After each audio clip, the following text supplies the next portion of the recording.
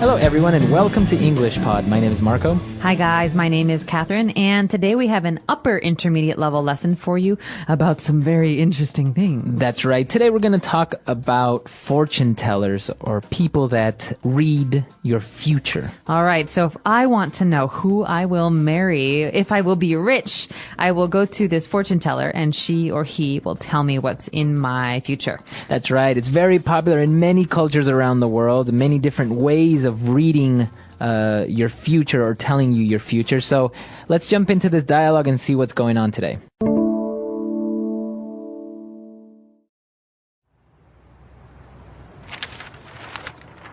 Look at this newspaper article about this famous local medium. It says that she is really gifted and so popular now that she's booked solid with appointments for the next 12 months. You don't really believe in all that hocus-pocus mumbo-jumbo, do you? Well, I have had many friends that went to a psychic and got their palms read, and most of the things the psychic told them came true. Of course it does. They tell you general and obvious things like that you'll be successful or have a big house. I think most of the times they're just scam artists. Well, historically, it's a practice that many cultures share. Reading the tarot cards. In the East, they would even read tea leaves. I even heard that there are people that make you smoke a cigar and then read your ashes. All superstitious nonsense. I would still like to go to one and see what he or she has to say just for kicks. Great. I'll make an appointment. All right, we're back. So a lot of interesting things here. Let's take a look at some of those words on Language Takeaway. Language takeaway. So in Language Takeaway today, we are focusing on some words that describe fortune telling, but also the different ways of doing so. The first word we have is actually a name for a person who can read the future, right, Marco? That's right, a medium. In the dialogue, we hear about a woman who is a medium and is very talented. Actually, a medium is interesting because a medium is a person who can communicate with the dead. That's right. Or who can communicate with the other side. And if you think about medium, I mean, they mean the same thing. It's, someone who is in the middle of two things. And so a medium can maybe transmit these different ideas or signals. Right, exactly. So it's a person that basically communicates, as you say, with the dead, or someone that can listen to people who are not here anymore. But obviously, they are a type of person that could also use this gift to tell your future or to have the people who are dead tell you what's going to happen in the future. That's right. And so another kind of person who would do something similar is a psychic. That's right. All right. Now, a psychic is a person who generally will read your future for you, will tell you the future. Maybe the psychic will have a special tool like a crystal ball. Just remember that in English, psych, like psychology, psychosis, has to do with your mind. That's right. All right. So a psychic uses their mind to find out things about you or your future. That's right. So sometimes psychics will claim that they can read your mind as well, right? It's a little scary. So as you say, these are different, these are people who supposedly can tell you your future. And as you said, they use different methods or different tools. One of them is, for example, having your palms read. All right, so the psychic will go to you, Marco, and will look at your hand and will read your palm. Now, where on your hand is your palm? It's on the other side, the side where you grab things with. The inside, so the soft inside part. Yes. And maybe on your palm, you have many different lines.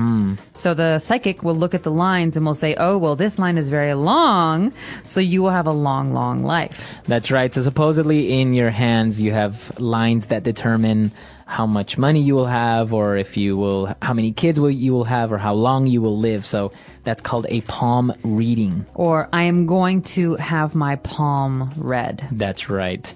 Now the other person doesn't really believe in all that stuff and says that they are just scam artists. So he's saying that the psychics or the mediums are just scam artists. All right. So what is a scam artist? Well, A scam artist is not a real artist. Right, right. A scam artist is a thief, someone who will maybe tell you a story or who will lie to you to try and take your money. That's right. So he's not really like a robber, like somebody that will break into your house and take your things.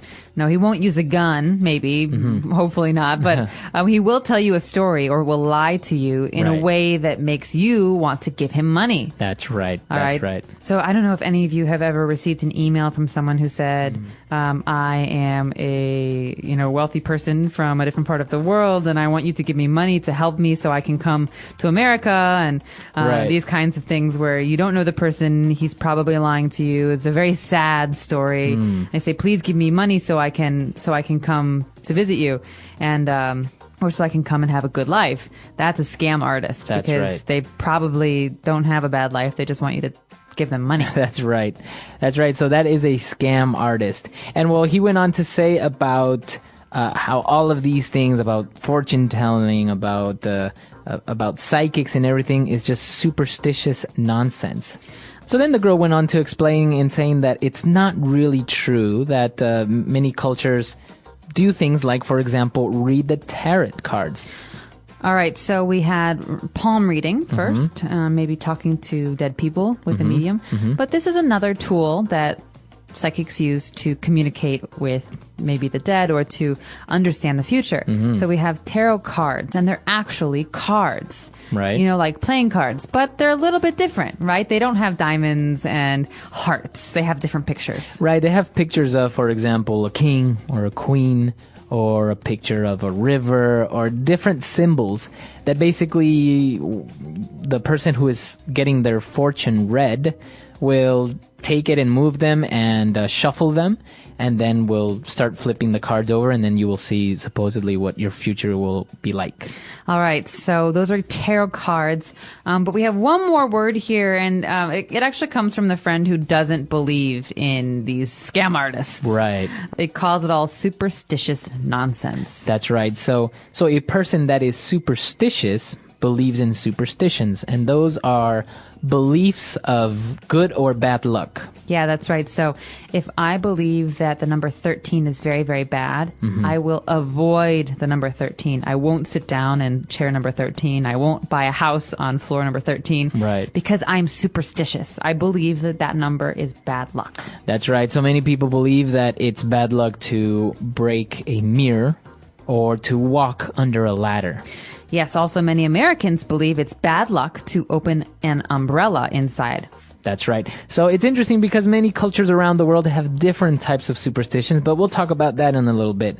Why don't we move on now to some Fluency Builder and take a look at some phrases.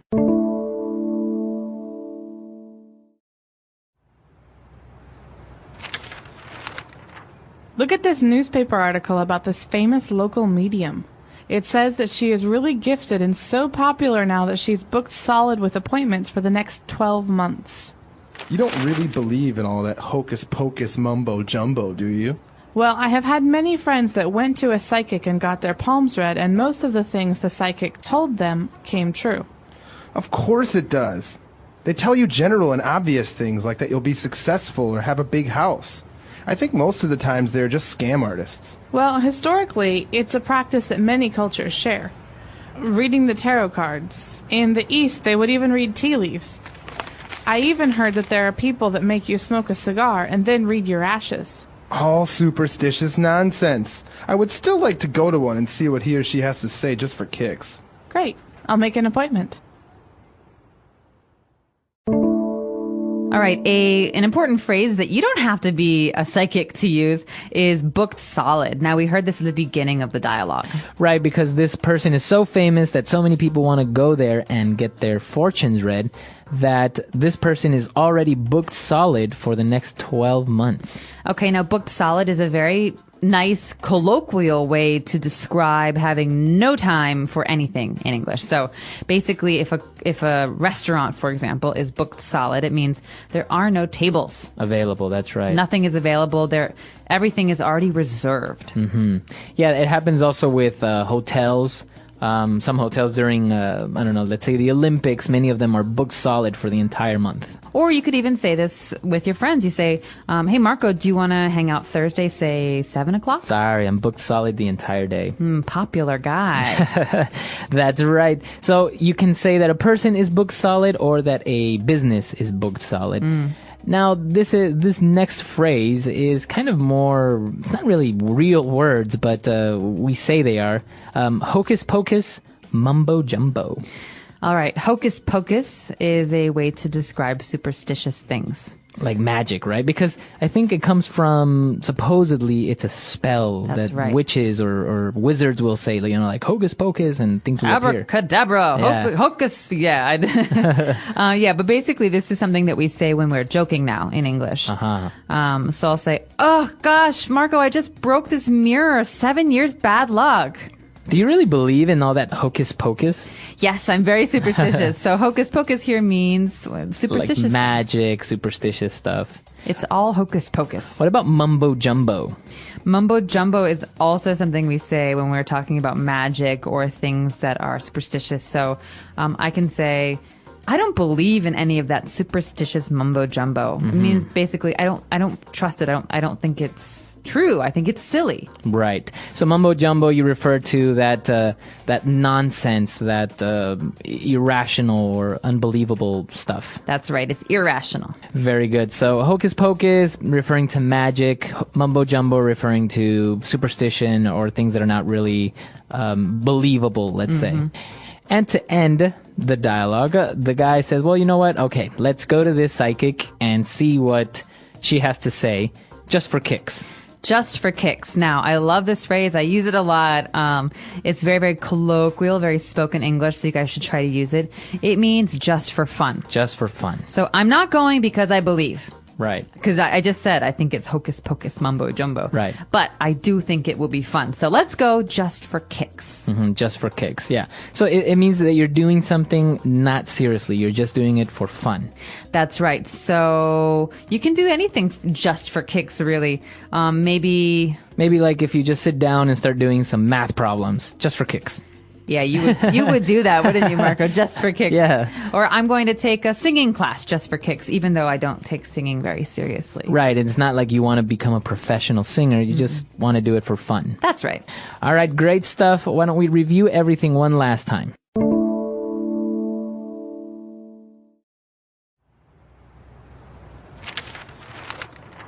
Look at this newspaper article about this famous local medium. It says that she is really gifted and so popular now that she's booked solid with appointments for the next 12 months. You don't really believe in all that hocus pocus mumbo jumbo, do you? Well, I have had many friends that went to a psychic and got their palms read, and most of the things the psychic told them came true. Of course it does. They tell you general and obvious things like that you'll be successful or have a big house. I think most of the times they're just scam artists. Well, historically, it's a practice that many cultures share. Reading the tarot cards. In the East, they would even read tea leaves. I even heard that there are people that make you smoke a cigar and then read your ashes. All superstitious nonsense. I would still like to go to one and see what he or she has to say just for kicks. Great. I'll make an appointment. And I've seen them and they've approached me asking me if I want my fortune read, but I don't really believe in that, so it just seems like they wanted me to give them $5 and they would just tell me anything. You think it was mumbo jumbo? I think it was mumbo jumbo. Have you had your fortune read? I've had tarot cards read for me. So. And? To be honest, I don't really remember what my fortune was. I don't remember if it was right or not right, but I do remember feeling very uncomfortable because the things that and I don't believe in these things because I'm not superstitious, but the things that the fortune teller told me I thought were interesting because they were very similar to things that I knew about myself. So I don't know. Yeah, some people, it's interesting because some people will go to a fortune teller just for kicks and will actually agree or find it amazing what the fortune teller told them. And other people aren't really, just not really interested. But it's very, very it's very closely related to different cultures. Some people have witch doctors that also will, cleanse you or tell you your future and stuff like that. That's right. So we're actually very curious to hear about your culture. Do you have superstitions in your culture, and are there traditional forms of fortune telling? Let us know. Our website is englishpod.com. All right, guys, we'll see you there. Bye.